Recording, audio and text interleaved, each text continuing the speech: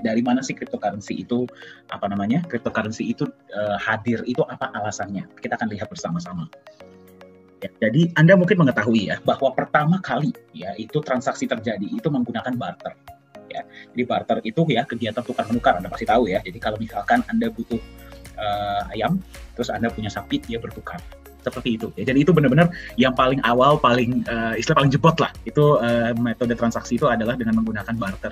Nah, apa tantangan barter? Ya fleksibilitas terbatas. Anda setuju ya?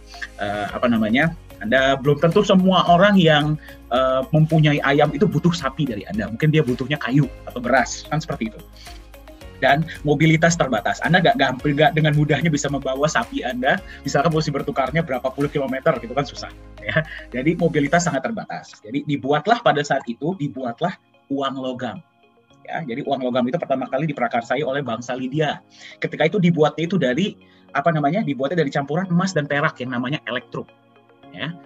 Jadi untuk mendapatkan sebuah barang itu mereka harus menukar dengan uang logam yang sesuai. Jadi kan lebih uniform ya untuk semuanya. Tetapi kembali mobilitas terbatas, berarti kalau untuk membawa uang logam yang berat itu kan sangat sulit ya. Tidak aman. Disinilah mulai muncul tuh yang namanya begal. Orang lagi jalan tiba-tiba diambil uang logamnya. Ya, dan logam mulianya juga terbatas. Nggak mungkin terus bisa dibuat namanya elektrum tersebut. Jadi pada saat itu dibuatlah uang kertas. Ya, uang kertas ini kalau nanti mungkin Pak Yohanes akan bercerita lebih dalam mengenai ini ya. Tapi uang kertas ini adalah sebuah bentuk bukti penyimpanan, bukti kepemilikan atas sejumlah uang logam. Yang berarti kita juga bisa sebut sebagai IOU. Ya. Jadi Anda simpan uang logam Anda di satu tempat, Anda dapatlah uang kertas ini, yang berarti Anda memiliki sekian banyak uang logam. Tetapi tantangan utama dari uang kertas atau uang kertas berpindah menjadi uang fiat ya, yang berarti tidak ada backupnya. Ya, itulah tantangan utamanya sebenarnya. Ya, beberapa tantangannya adalah yang pertama tidak aman, yang kedua nilainya terus berkurang. Ya, berarti dengan lebih banyaknya uang kertas ini di-print oleh bank sentral, oleh yang meng-issue ya, berarti nilai dari uang kertas tersebut itu terus berkurang. Itulah kenapa kita memiliki yang namanya inflasi. Karena dia itu jumlahnya tidak terbatas. Bisa kalau kurang di-print lagi, kalau kurang di-print lagi, kalau kurang di-print lagi. Itulah kekurangan dari uang kertas. Nah, kemudian muncullah uang elektronik ya, contohnya OVO, GoPay, Dana, M-Banking. Apakah uang elektronik ini menyelesaikan tantangan dari inflasi? Tidak, dia hanya memudahkan saja. Ya, tapi dengan munculnya uang digital, muncullah permasalahan-permasalahan baru. Contohnya tentang pemalsuan. Kalau misalkan Anda menggunakan mata uang, misalkan alat transaksi digital, misalkan OVO, GoPay, Dana, dan sebagainya, data Anda hanya disimpan di satu server saja, yaitu server perusahaan tersebut atau server bank tersebut. Yang jadi pertanyaan adalah, bagaimana kalau server tersebut dijebol atau dihack? Ya, dan yang kedua, kita tahu dari mana data kita itu benar-benar disimpan dan tidak diperjualbelikan. Ya, jadi mungkin Anda pernah baru buka bank, ya tiba-tiba besoknya udah dapat tawaran kartu kredit. Nah, itu kan kita nggak tahu dari mana.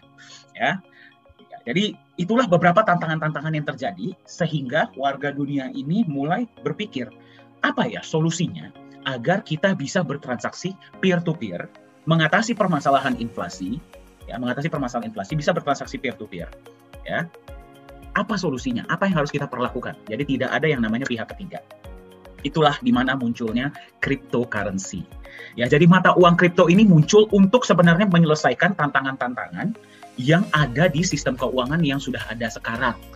Jadi dia itu berbentuk revolusi istilahnya ya, revolusi untuk istilahnya kita menciptakan sebuah mata uang baru yang tidak akan kena inflasi, tidak hanya divalidasi oleh otoritas sentral dan bisa dari kita, oleh kita, untuk kita.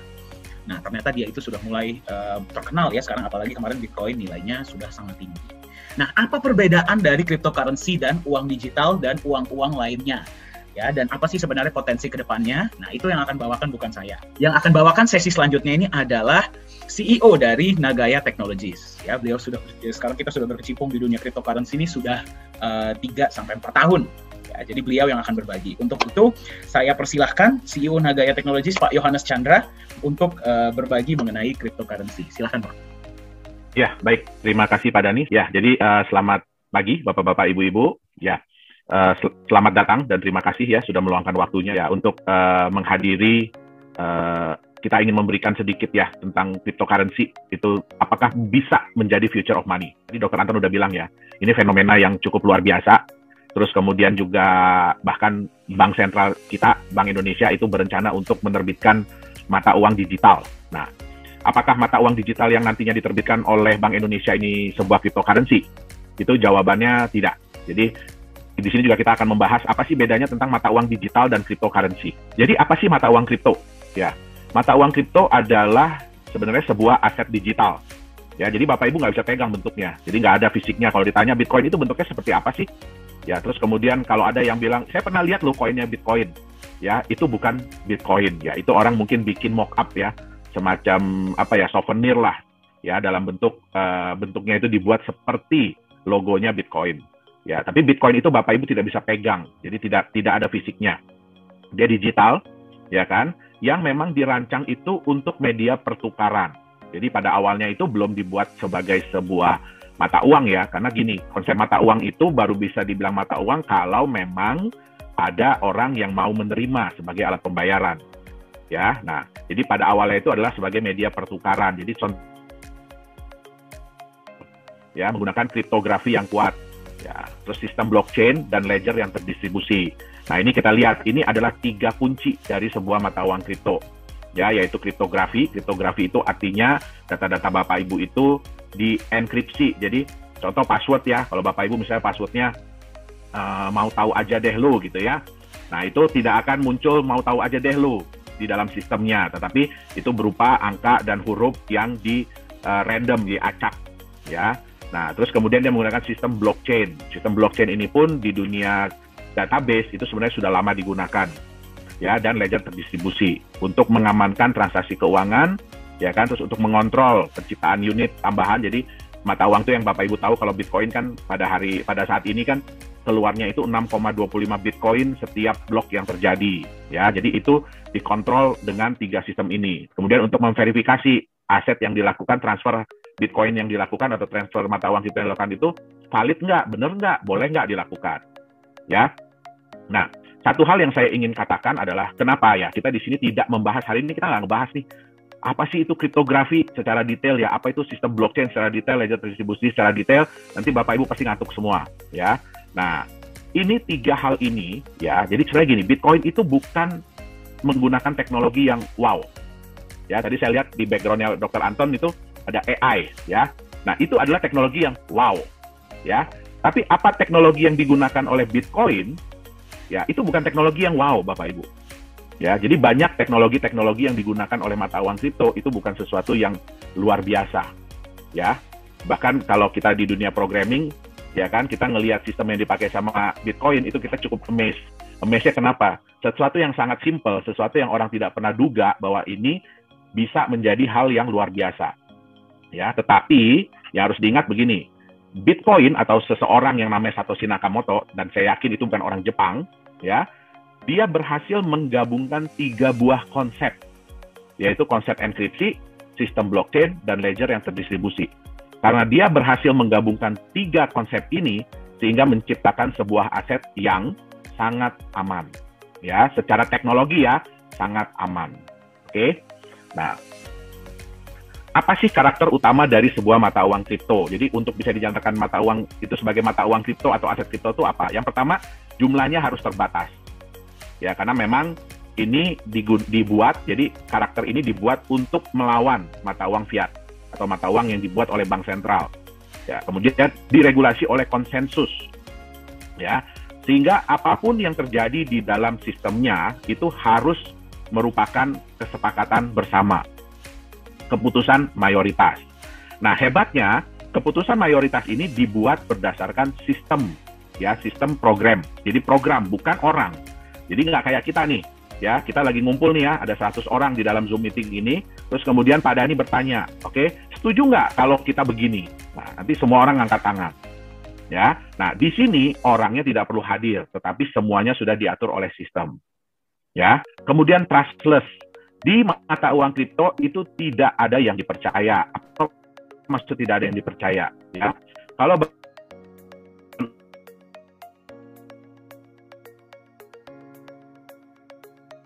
uang sejumlah itu adalah si bank ABC. Ya, jadi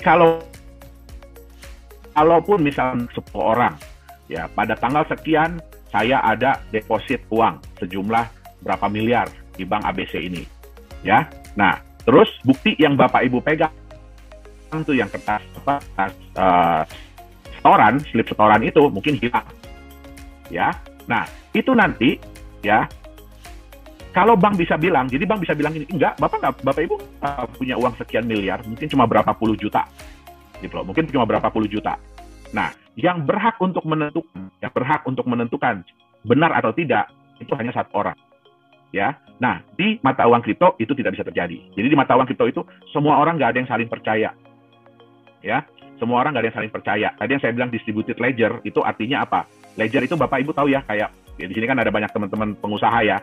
Nah, ledger itu adalah buku, jadi buku transaksi, ya. Jadi kita semua itu mencatat transaksi apapun yang terjadi, ya. Semua orang pegang buku masing-masing. Jadi pada saat ada suatu transaksi antara si A dengan si B, ya semua orang akan ngecek di buku masing-masing, bener nggak si A itu punya uang sekian, ya. Begitu ada satu aja yang menyatakan, di buku saya itu salah loh, ya. Di buku saya itu saya udah hitung A itu nggak punya sekian. Nah, sistem itu akan warning. Ya, jadi dia akan warning, terus dia akan ngasih tahu ke yang lain-lain, ini benar nggak sih si A ini punya dana sekian, sehingga yang lain ikutan ngitung, ya. Nah, itu seperti yang disebut dengan trustless. Jadi nggak ada satu pihak yang menyatakan bahwa, oh benar kok si A punya, terus kalau ada yang lain bilang nggak, dia nggak punya, nah itu, terus dia bilang, yang si pihak yang paling utama ini nggak bisa bilang, oh nggak peduli saya, ya, di buku saya dia benar, nah itu nggak bisa terjadi. Kemudian transparan, apa yang dimaksud dengan transparan, ya. Kalau di dunia perbankan, Bapak Ibu mau ngecek nih, misalkan Pak Dani bilang sama saya, Pak saya udah transfer duit, mungkin Bapak Ibu ingat ya, dulu itu bank itu biasanya jam 10 itu dia melakukan maintenance, ya, jadi dia melakukan maintenance. Pak Dani udah transfer uang ke saya, tapi belum tentu uangnya udah masuk di rekening saya, jadi angka itu belum muncul di tempat saya, tapi di tempat Pak Dani udah kepotong. Nah ini dulu banyak disalahgunakan ya oleh orang-orang yang tidak bertanggung jawab. Jadi mereka itu selalu melakukan transfer itu malam-malam. Ya, terus mereka akan bilang, oh saya udah transfer, ya kan? Tapi di bank saya belum muncul nih. Nah, akhirnya gimana? Mau nelpon ke bank juga nggak bisa, karena di data bank itu juga kalau dia lagi maintenance nggak akan muncul di CS, di customer service itu nggak akan muncul, ya. Nah, sehingga terjadilah yang namanya penipuan, ya. Udah barangnya kirim pesan, ya. Nah, dunia mata uang kripto semua ini transparan. Bapak Ibu bisa lihat, ya, itu namanya Explorer. Jadi Bapak Ibu bisa cek, kalau ada Pak Dani misalkan bilang sama saya, ya, saya udah transfer Pak ke Bapak, oke? Nah, ke saya gitu ya, Pak Dani udah transfer ke saya. Nanti saya tinggal minta sama Pak Dani, tolong kasih saya dong transaction ID-nya. Nah, saya tinggal masukin di Block Explorer itu transaction ID, saya bisa cek bener nggak Pak Dani ada kirim ke alamat yang saya kasih, ya, ke nomor rekening yang saya kasih. Nah, jadi nggak perlu lagi telepon-telepon ke bank segala macam, ya, transparan, tapi rahasia. Nah, gimana caranya sesuatu yang transparan tapi rahasia? Ya, nah di dunia cryptocurrency, di dunia mata uang kripto, ya, orang itu dikenal dengan yang namanya wallet address. Jadi alamat wallet, alamat dompet. Nah ini bentuknya adalah kombinasi antara angka dengan huruf yang panjang sekali, ya. Sehingga siapa yang bisa mengetahui? Ada nih, semua orang bisa tahu. Oh ada transferan dari si alamat wallet A ke alamat wallet B.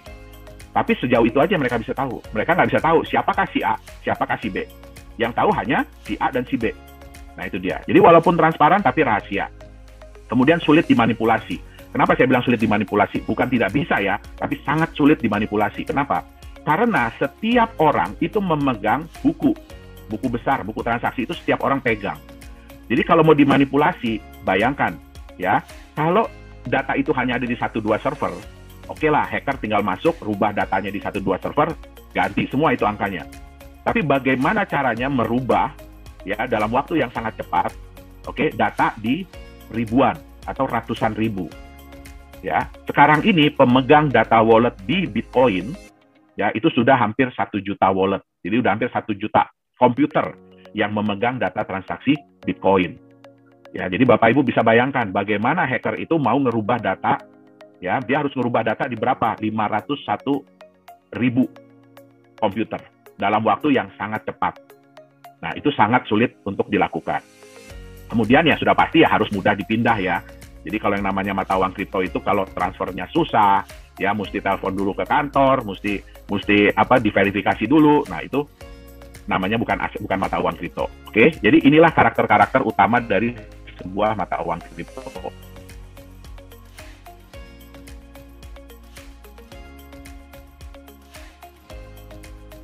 Sudah memulai ya digital money-nya. Nah, apa bedanya antara mata uang kripto dengan digital money? Oke. Yang pertama adalah mata uang kripto itu adalah sebuah mata uang independen. Jadi kalau ditanya Bitcoin itu dibuat oleh siapa, itu nggak ada yang bisa jawab. Ya, dia terkait dengan mata uang apa, itu tidak ada jawabannya. Oke, jadi dia mata uang independen. Digital money itu berdasarkan mata uang fiat. Ya, contoh apa sih digital money? Digital money pertama yang pernah hadir itu adalah ATM. Ya, Bapak Ibu kan pasti hampir semua orang di sini pasti pegang ATM ya. Nah, itu adalah digital money yang pertama kali dibuat. Kemudian muncullah kartu kredit. Ya. Kemudian muncullah payment gateway. Ya, sekarang ada digital wallet. Bapak Ibu mungkin tahu yang terkenal tuh GoPay, ya kan, Dana, OVO, ya kan. Nah, itu semua adalah digital money. Jadi mereka terkait dengan mata uang fiat. Ya, itu sebabnya mereka tidak bisa dipakai di negara lain. Jadi Bapak Ibu nggak bisa ya punya OVO atau punya Dana atau punya GoPay terus pergi ke Singapura pengen bayar pakai itu, nggak bisa. Ya, karena mereka itu terkait dengan mata uang lokal. Oke. Nah, mata uang kripto itu ya sayangnya sampai saat ini itu tidak diregulasi. Ya, jadi tidak ada yang meregulasi mata uang kripto. Ya, kalau mata uang digital money itu diregulasi oleh otoritas yang berwenang. Ya, contohnya untuk GoPay, Dana, OVO, ya itu diregulasi oleh Bank Indonesia, Bank Sentral. Oke. Nah, kalau mata uang kripto itu verifikasinya terdistribusi yang saya tadi bilang.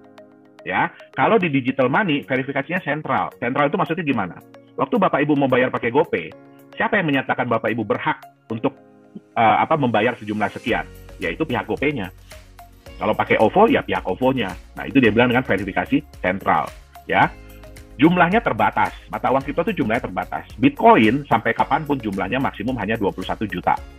Ya, sekarang yang sudah beredar 18 jutaan. Contoh di Nagaya, ya maksimum yang beredar nantinya adalah 50 juta. Nah, sedangkan untuk digital money jumlahnya tidak terbatas. Karena dia mengikuti mata uang fiat. Ya, Bapak Ibu tahu sudah berapa banyak mata uang rupiah yang beredar? Dan apakah jumlahnya selalu tetap dari tahun-tahun yang lalu? Tidak, dia jumlahnya selalu bertambah. Nah, kemudian bedanya lagi mata uang kripto itu diterbitkan berdasarkan konsensus. Jadi contoh kayak Bitcoin, kalau sudah dinyatakan saat ini keluar 6,25, ya itu nggak bisa tiba-tiba berubah, kita mau tambah deh, sekali keluar jangan 6,25 deh, bikin jadi 50 lagi, itu nggak bisa. Karena sekali sudah dijalankan, konsensus itu sudah berjalan, selamanya akan seperti itu. Nah, berbeda dengan digital money, itu diterbitkan oleh otoritas. Jadi bergantung daripada otoritas, mereka mau terbitin uang baru atau tidak. Ya. Nah, bedanya lagi mata uang kripto ini yang paling penting dan yang kita tekankan itu ledgernya terdistribusi. Ya, jadi Bapak Ibu bisa memastikan bahwa apapun yang transaksi yang terjadi itu adalah benar. Ya. Dengan digital money, ledgernya tersentralisasi. Oke. Nah, sekarang apa sih itu blockchain teknologi? Jadi saya bilang tadi ya, kita nggak akan bahas blockchain teknologi ini secara detail ya. Nah, nanti Bapak Ibu ngantuk jadinya. Oke. Nah, apa itu blockchain teknologi? Ya, blockchain teknologi itu adalah sistem database yang memiliki karakter data yang bersifat immutable. Jadi sekali sudah dilakukan, itu tidak bisa diedit. Ya, tidak bisa dihapus. Kalau mau diedit, mau dihapus, bayangin harus mengedit dan menghapus ratusan, ribuan, bahkan ratusan ribu jutaan data. Jadi itu bisa dibilang udah nggak bisa dihapus lagi, udah nggak bisa diedit. Hanya bisa ditambahkan. Ya, kemudian juga sulit untuk dimanipulasi. Nah, di mana data-data tersebut dikelompokkan ke dalam satu grup data yang disebut dengan blok. Nah, hebatnya lagi, blok ini harus bisa terhubung dengan blok-blok sebelumnya, ya, dan semuanya dikriptografi. Ya, jadi kalau mau ngerubah blok yang nomor 10, ya, berarti blok dari nomor 1 harus dirubah. Nah, itu nggak gampang. Oke. Nah, cara kerjanya gimana sih? Ya. Nah, Bapak Ibu contohnya nih, ada si A yang mengirim 1 Bitcoin kepada si B. Nah, data ini akan dikirimkan, ya. Data ini akan dikirimkan kepada semua pemegang wallet. Nah, data-data yang dikirimkan ini nantinya akan dibuat menjadi satu blok dan kemudian dienkripsi. Nah, itu ada beberapa ya, ada beberapa mesin. Jadi bukan orang yang menghitung ya. Jadi jangan dibayangin di blockchain itu ada adminnya. Jadi ada yang ngitung ya pakai kalkulator gitu. Oh, ini benar nggak nih? Benar nggak pakai Excel gitu? Nggak ada. Ya. Jadi di sini ya semua perhitungan itu dilakukan oleh mesin. Itu yang disebut dengan mining.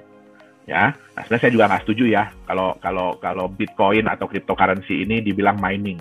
Itu hanya sebuah anggapan, ya sebuah anggapan seolah-olah untuk menunjukkan bahwa mata uang kripto itu setara dengan emas, ya setara dengan emas. Nah itu saya sangat nggak setuju, karena saya tahu ya susahnya, beratnya, capeknya nambang beneran dibanding dengan menambang Bitcoin. Ya, saya juga menambang Bitcoin dari tahun 2011. Oke.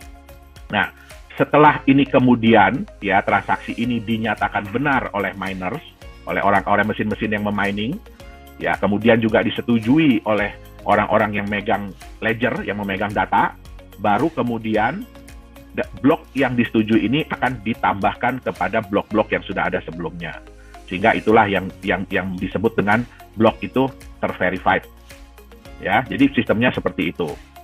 Oke, sebenarnya blockchain ini peluangnya di mana aja sih? Tadi ingat ya, jadi di blockchain ini salah satu kata kuncinya adalah data itu tidak bisa dipalsukan, data itu tidak bisa diedit, ya, data itu tidak bisa ada double, jadi tidak bisa ada ganda. Nah, sebenarnya ini bisa dipakai di mana? Transparan dan rahasia. Ya, kita tahu ya, kan kalau kita suka ikut pemilu ya. Nah, itu kan transparan tapi rahasia. Nah, jadi blockchain ini sebenarnya bisa juga dipakai untuk berbagai industri. Contohnya pemilihan umum. Ya, terus kemudian sertifikat. Kita tahu ya sering terjadi ya, sertifikat tanah itu bodong atau double, ya kan? Nah, kemudian juga hak kekayaan intelektual. Dan yang paling sering digunakan adalah untuk membuat sebuah aset digital atau mata uang digital. Ya. Nah, siapa sih yang mencetuskan ya konsep mata uang kripto ini? Nah, itulah yang disebut dengan diberi nama Bitcoin oleh seseorang yang disebut Satoshi Nakamoto. Tapi saya bisa jamin ya, itu bukan satu orang dan dia bukan orang Jepang dan itu bukan nama dia. Ya. Nah, satu hal tadi yang saya bilang yang hebat dari Bitcoin ini, dari si Satoshi ini adalah dia berhasil menggabungkan 3 komponen utama. Kriptografi, ledger dan terdistribusi, dan teknologi blockchain.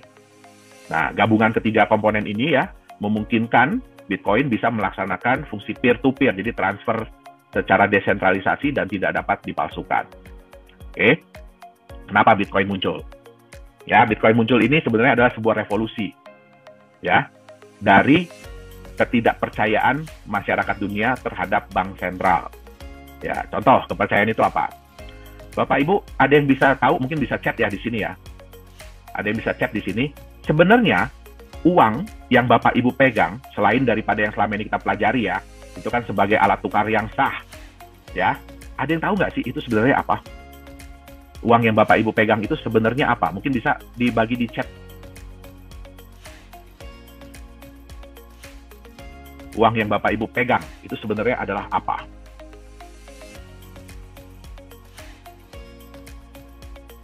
Mungkin Pak Dani udah ada belum Pak yang ngechat Pak? Di sini saya nggak bisa chat Pak Dani. Surat hutang pemerintah. Oh, udah ada yang muncul ya. IOU, pemerintah, pinjaman, kertas yang tidak ada nilainya.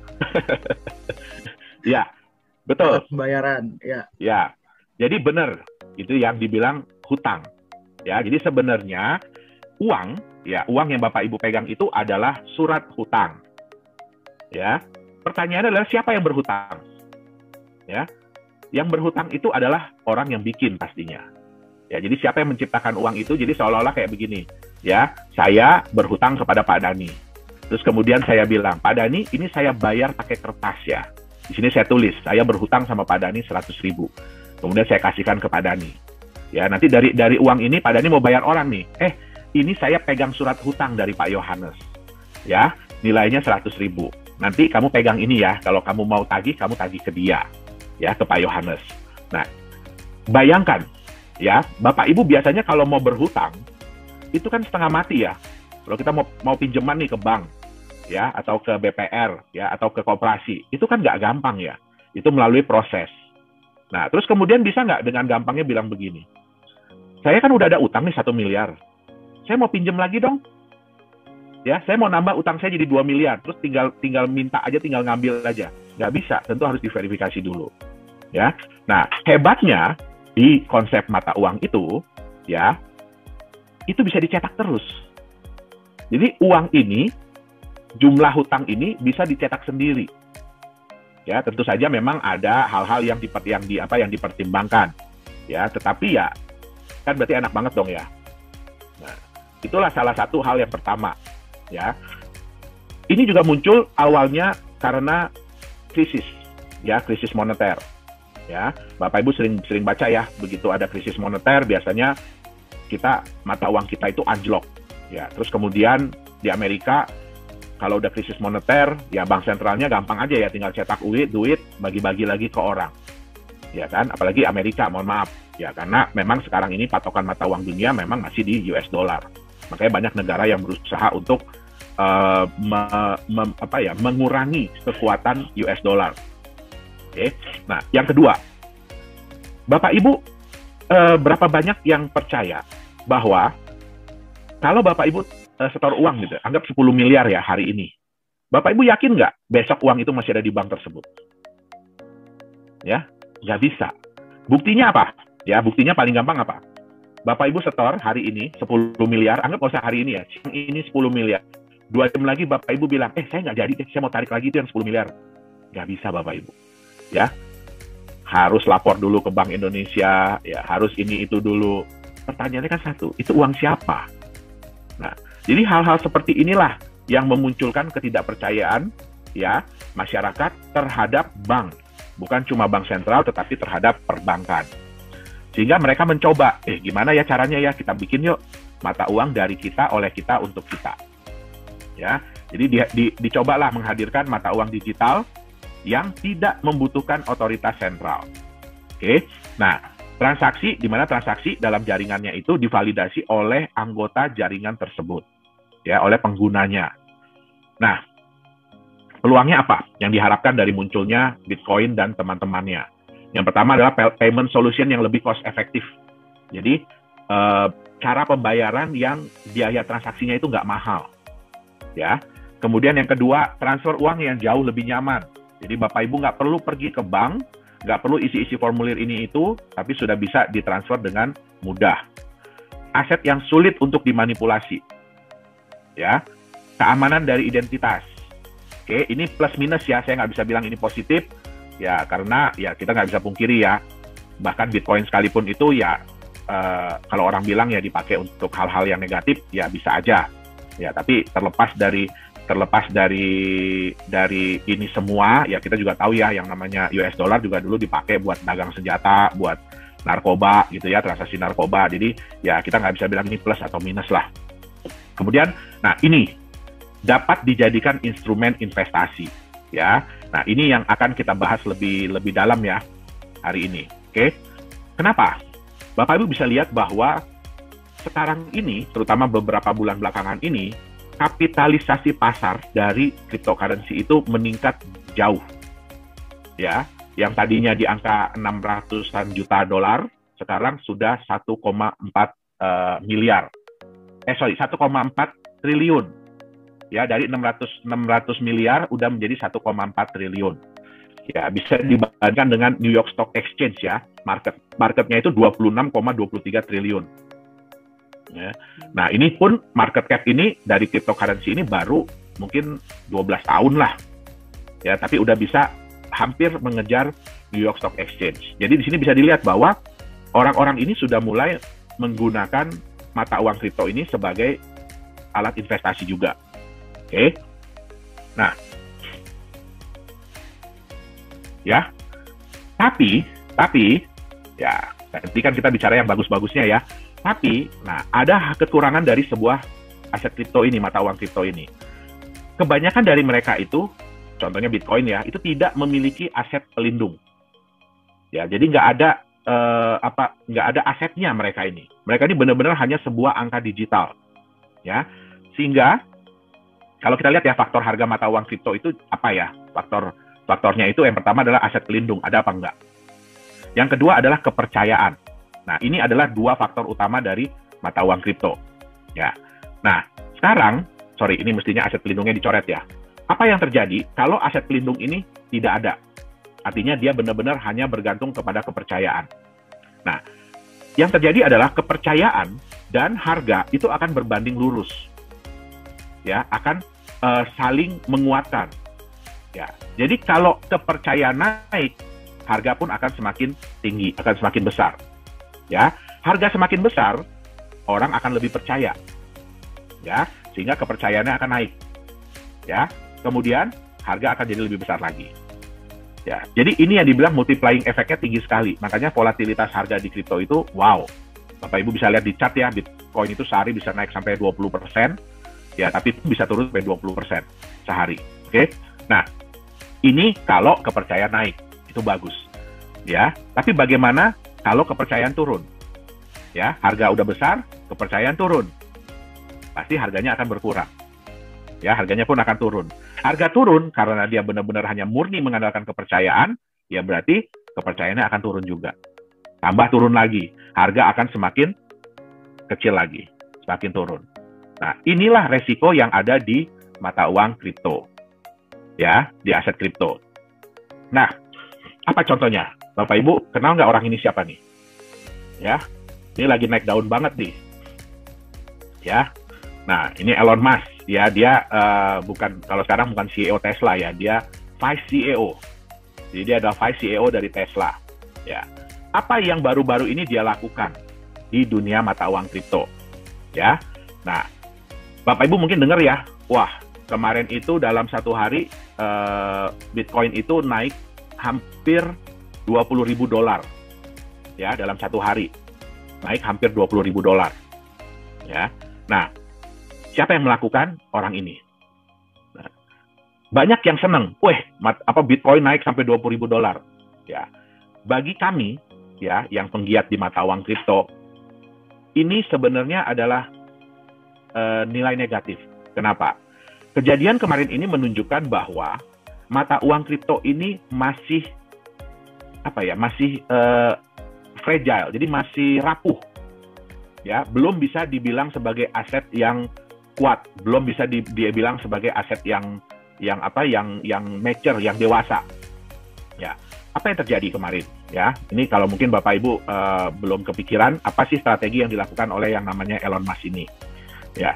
Jadi pertama kali itu dia mencoba ini mata uang kripto ini seberapa kuatnya sih. Jadi dia nyoba-nyoba dulu dengan mata uang yang namanya Doge. Doge itu kalau di dunia kripto itu sudah dianggap ya itu mata uang receh lah. Ya, jadi dia coba dulu. Dia coba nge-tweet ya, I love Doge. Ya, Doge itu adalah luar biasa lah ibaratnya ya.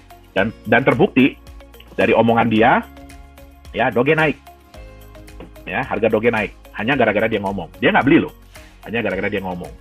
Ya. Terus kemudian dia tweet lagi kedua kali. Di Doge juga. Harganya naik. Ya. Dia coba lagi di beberapa mata uang kripto. Harganya naik. Ya. Wah. Itu menunjukkan apa? Ya, bahwa dengan omongan orang terkenal, ya, harga itu bisa diatur. Oke? Akhirnya apa yang dilakukan? Dia perintahkan Tesla untuk membeli Bitcoin senilai $1,5 miliar. Ya, kemudian ya dia kan harus lapor ya ke SEC ya. Jadi dilaporkan, oke, masuklah. Ya, laporan itu kan itu publik, semua orang bisa tahu. Hebohlah dunia. Wah, Elon Musk membeli Tesla. Elon Musk menyuruh Tesla untuk membeli Bitcoin dan bilang bahwa nantinya Tesla akan menerima Bitcoin sebagai alat pembayaran. Tapi ya orang kita, bukan orang kita doang ya, orang dunia itu ya kalau baca itu cuma setengah-setengah. Dia nggak baca ada tanda di belakangnya. Apabila diizinkan oleh otoritas. Ya, apabila diizinkan oleh otoritas itu nggak dibaca, ya di belakangnya dibaca cuma depannya doang. Ya. Terus dipikirnya, oh, ini Bitcoin Tesla bakalan beli lebih banyak lagi Bitcoin. Dia nggak tahu, itu udah dibeli Bitcoinnya $1,5 miliar. Apa yang terjadi? Harganya melonjak tinggi. Ya, saya ada hitung-hitungan dengan Pak Dhani. ya kurang lebih dia bisa dapat untung 500-an juta dolar lah. Ya, jadi Bitcoin dia yang dia beli 1,5 miliar itu, ya pada saat harga tertinggi kemarin sudah sampai 2 miliar. Nah, kita waktu itu ada bikin acara gathering ya, waktu Chinese New Year. Saya bilang, apa yang terjadi kalau dia bilang yang kebalikannya? Bayangkan Bapak Ibu, apa yang terjadi kalau dia bilang yang kebalikannya? Dan benar kejadian. Dia bilang, oh ini harga Bitcoin udah terlalu tinggi. Dalam 1 hari, turun lagi harga Bitcoin. Ya. Nah, apa yang bisa kita ambil dari sini? Jadi, ya bahkan Bitcoin, itu mother of coin, ya ibunya dari semua koin, neneknya dari semua koin, itu pun masih fragile. Ya, masih bisa diatur oleh rumor. Ya, Bapak Ibu tentu nggak mau dong punya aset, punya mata uang, yang cuma gara-gara ada orang terkenal bilang, ya, saya nggak suka nih dengan aset ini, tiba-tiba harganya drop. Ya, kita kan nggak mau yang seperti itu. Ya, apalagi kalau mau dianggap sebagai mata uang. Ya, di sini banyak ya teman-teman dari KPI, ya, pengusaha. Kalau Anda dibayar oleh suatu aset yang, ya, harganya bisa seperti itu, kira-kira tenang nggak? Ya, saya lagi baru terima pembayaran nih, pakai koin ABC, ya, tiba-tiba 1 jam kemudian harga turun 10%. Stres nggak? Nah, ya, jadi kita sendiri bisa bilang bahwa ya untuk saat ini, ya resiko untuk menerima cryptocurrency sebagai mata uang, sebagai alat pembayaran, ya itu masih tinggi sekali. Ya, tergantung lagi balik kepada pihak penjual, mau nggak dia menerima. Ya, nah tapi apakah terus, jadi nggak bisa dong Pak, ya cryptocurrency itu diterima sebagai mata uang kripto. Bisa, ya, tetapi harus ada harus ada sesuatu yang membantu dia. Ya, jadi kalau kita bilang ya mata uang kripto ini anggap masih kayak anak kecil, ya, anak umur 11 bulan lah, ya, 11 bulan 1 tahun, yang lagi berusaha untuk jalan, yang lagi berusaha untuk berlari. Ya, tentu saja nggak bisa ya, tiba-tiba langsung jalan lari gitu ya, nggak bisa ya, ada yang nabrak tembok, ada yang jatuh. Nah, sehingga perlu sesuatu untuk membimbing dia, untuk menjaga dia. Ya, nah, saya sampai lupa, gara-gara ngebahas orang ini saya sampai lupa, ini chartnya. Ya, ini chartnya. Ya, jadi Bapak Ibu bisa lihat ya, di titik ini, ya Tesla menyatakan bahwa dia membeli 1,5 miliar Bitcoin. Ya, nah harga naik, ya. Nah, begitu harga sudah naik, terus dia bilang, ya, wah, Bitcoin price seems high. Jadi ini udah terlalu tinggi nih harga Bitcoin. Udah jeblok lagi harga Bitcoin. Nah, kali ini si Elon Musk ini kena getahnya. Tadi Dr. Anton bilang ya, saham Tesla turun. Ya kenapa? Ini udah kebiasaan dia. Ya, sebenarnya nggak boleh aset sebuah perusahaan, apalagi kas ya, uang kas dan setara kas, itu dengan gampangnya CEO bilang, wah udah kita pindahin aja ke Bitcoin. Ya, kita pindahin aja ke Bitcoin. Karena semua orang udah tahu, ya Bitcoin itu high risk. Ya, nah terus dengan gampangnya dia bilang, udah kita pindahin aja ke Bitcoin. Ya, itulah yang menyebabkan ketidakpercayaan dari pemegang-pemegang saham dia. Walaupun harga Bitcoin naik. Nah, di sini dia rugi.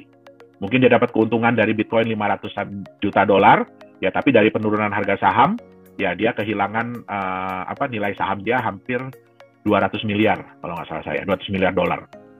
Nah, jadi sekali ini dia kena getahnya. Ya, makanya juga CEO Microsoft bilang, ya, kalau Anda tidak sekaya Elon Musk, jangan deh bermain di Bitcoin. Ya, kenapa? Bitcoin ini, jujur, Bitcoin ini sudah dianggap bukan lagi sebagai mata uang sebenarnya, tetapi sudah dianggap sebagai gambling atau judi.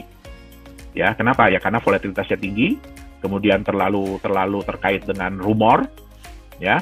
Nah, itu yang menyebabkan banyak ahli-ahli yang menyatakan bahwa ini bukan lagi mata uang kripto, konsepnya udah beralih jauh. Ya, ini udah dianggap gambling, ya. Oke.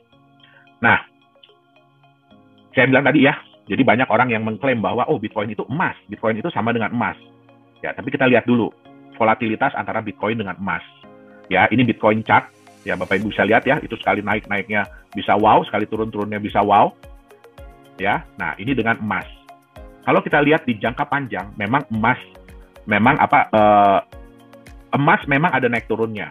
Tapi kalau kita lihat grafik secara jangka panjang, ya emas itu relatif naik. Itu dia. Oke. Nah, kita bicara Bitcoin ya. Bitcoin ini yang sukses lah ya, kita bicara ya. Tapi ya kesuksesan dia itu juga bukan dalam waktu yang singkat. Ya, tapi butuh waktu. Bitcoin itu baru mendapatkan pengakuan itu di tahun ke-6, tahun ke-7. Ya, baru kemudian berkembang pesat. Bahkan di tahun 2018 dia sempat drop jauh sekali, sampai tingkat kepercayaan orang itu ya bisa dibilang rendah banget lah. Nah, sayangnya ya, banyak sekali pengikutnya. Ini Bapak bisa lihat ya di coinmarketcap.com, hari ini aja cryptocurrency, mata uang kripto yang muncul itu sudah mencapai 8.697. Jadi banyak sekali pengikut-pengikut dari Bitcoin. Ya, banyak orang-orang yang menyatakan begini, kalau Bapak Ibu beli Bitcoin itu harga udah terlalu mahal, udah terlalu tinggi. Mendingan beli koin kami. Harga masih murah. Ya, harga masih rendah. Ya kan? Nah, tapi kita lihat ya, 95% dari pengikut-pengikut Bitcoin itu begini bentuknya. Mereka rata-rata kehilangan nilai dalam jangka panjang. Ya. Apakah Bapak Ibu mau punya mata uang, punya aset yang seperti ini? Ya, ini mungkin kira-kira grafiknya mirip kayak mata uang Venezuela hari ini. Ya. Nah. Jadi banyak sekali yang seperti ini. Oke. Nah, biasanya ya mereka itu menawarkan mata uangnya itu dengan cara ICO yang disebut dengan Initial Coin Offering. Ya kan? Yang ini merupakan sebenarnya adalah penggalangan dana di mana startup ya, jadi biasanya perusahaan-perusahaan baru mengeluarkan koin mereka sendiri untuk ditukarkan dengan mata uang fiat atau koin-koin lain yang sudah lebih established, yang udah lebih jadi lah, udah ada marketnya. Oke. Nah, sayangnya ya ini juga harus hati-hati ya. Sayangnya banyak koin-koin ini yang akhirnya berujung scam. Ya, ini bisa kita lihat ya. Ini Pincoin dan Ivan, ya ini yang paling heboh. Kenapa? Karena mereka menggunakan public figure di Amerika. Yaitu ada petinju terkenal, ya ada penyanyi terkenal. Ya mereka mengendorse dari koin ini, dan kenyataannya koin ini akhirnya scam. Ya, dan di Indonesia banyak sekali. Ya bukan nggak ada ya, tapi di Indonesia juga banyak yang akhirnya berujung dengan scam. Ya. Oke. Nah, tipe-tipe apa sih yang bisa Bapak Ibu temukan ya di ICO? Yang pertama adalah ICO tuh dengan konsep yang benar. Jadi konsepnya itu benar dan berpotensi naik untuk jangka panjang. Jadi yang seperti saya bilang, Bitcoin sekalipun yang koin pertama itu butuh waktu ya untuk kenaikan nilai. Oke. Yang kedua, ICO dengan konsep bisnis yang tidak realistis. Contoh, kalau Bapak Ibu menemukan cryptocurrency yang menyatakan bahwa nantinya akan bisa dipakai sebagai alat pembayaran di Indonesia, itu tidak realistis. Ya, kenapa? Indonesia ini hanya menerima satu mata uang, satu alat pembayaran, yaitu rupiah. Bahkan Bapak Ibu tidak bisa bayar pakai US dollar, tidak bisa bayar pakai mata uang lain. Itu contohnya salah satu. Kemudian, ya contohnya adalah yang memberikan janji imbal hasil yang luar biasa. 1% sehari, 3% sehari, 30% sebulan, ada yang 100% sebulan. Nah, itu tidak realistis. Oke. Konsep bisnis yang sama saja seperti yang lain. Ya, biasanya ICO ini mereka menawarkan konsep bisnis apa? Mereka akan bikin market dari kripto. Ya, tadi mungkin nanti bisa lihat ya di CoinMarketCap, hari ini market dari kripto, jadi orang-orang yang berusaha menyediakan tempat jual beli kripto itu sudah 35.000 market. Ya, apakah semua akan berhasil? Tentu tidak. Ya, jadi kalau misalkan ini yang paling penting ya, Bapak Ibu tolong pelajari. Kalau konsep bisnisnya sama saja dengan yang lain yang sudah pernah gagal, ya berarti jangan diikutin. Oke?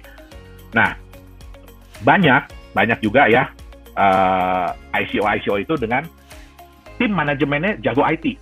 Wah, mereka jago banget komputer, program segala macam, tapi tidak jago bisnis. Ya, kenapa? Ya karena ya saya bilang tadi ya, itu kan penggalangan dana ya untuk menjalankan bisnis, untuk menjalankan proyek. Ya, tapi kalau orang-orang yang nggak jago bisnis ya sama aja bunuh diri. Oke? Nah, dan banyak sekali ICO yang memanipulasi data. Ya, jadi mereka bilang bahwa mereka klaim mereka sudah jual sekian juta koin untuk menunjukkan bahwa, oh ini hype loh, ya banyak orang yang pengen memiliki koin kita, tapi mereka nggak bisa tunjukin datanya, tidak mau tunjukin datanya. Nah, berujungnya apa? Ya dana yang ingin dicapai dana yang ingin dikumpulkan tidak tercapai, sehingga ya bisnisnya nggak jadi jalan. Oke?